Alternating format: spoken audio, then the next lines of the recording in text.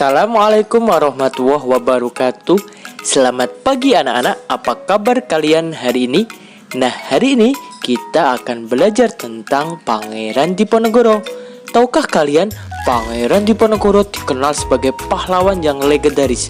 Ceritanya menyebar luas di berbagai catatan sejarah dan cerita rakyat. Tak hanya sebagai pahlawan, Pangeran Diponegoro juga dikenal sebagai tokoh spiritual yang memegang teguh ajaran agama. Perang Jawa yang dikobarkannya pada tahun 1825 sampai 1830 membuat Belanda kehilangan ribuan tentara dan biaya. Pangeran Diponegoro anak-anak mempunyai nama Raden Mas Antowiryo. Ia lahir di Yogyakarta pada 11 November 1785. Pangeran Diponegoro merupakan putra tertua Sultan Hamengkubuwono III. Ia tumbuh menjadi sosok yang religius.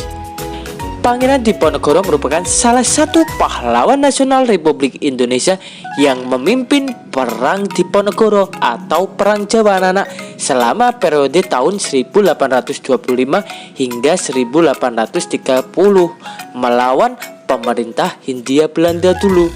Sejarah mencatat Perang Diponegoro atau Perang Jawa dikenal sebagai perang yang menelan korban terbanyak dalam sejarah Indonesia, yakni 8.000 korban serdadu Hindia Belanda, 7.000 pribumi atau rakyat Indonesia dan 200.000 orang Jawa serta kerugian materi 25 juta gulden atau sekitar 200 miliar rupiah.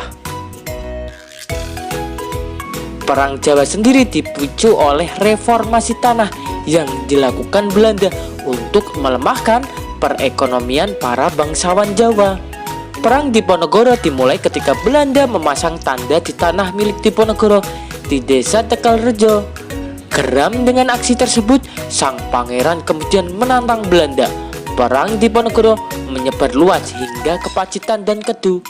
Singkat cerita, tanggal 30 April 1830, Belanda memutuskan Pangeran Diponegoro diasingkan ke Manado bersama dengan istrinya dan langsung ditawan di Benteng Amsterdam. Tahun 1834 ia dipindahkan ke Benteng Rotterdam di Makassar, Sulawesi Selatan. Diponegoro menghabiskan hidupnya hingga meninggal pada tanggal 8 Januari 1855 di usia ke-69. Nah, Pangeran Diponegoro diberikan gelar pahlawan pada tanggal 6 November 1973. Pemberian gelar pahlawan ini anak-anak karena perjuangan Pangeran Diponegoro melalui Perang Jawa harus diapresiasi. Pembelaannya terhadap masyarakat kecil sangat luar biasa, bisa menjadi contoh anak-anak. Salah satu upaya yang dilakukan Pangeran Diponegoro juga menyatukan seluruh rakyat pribumi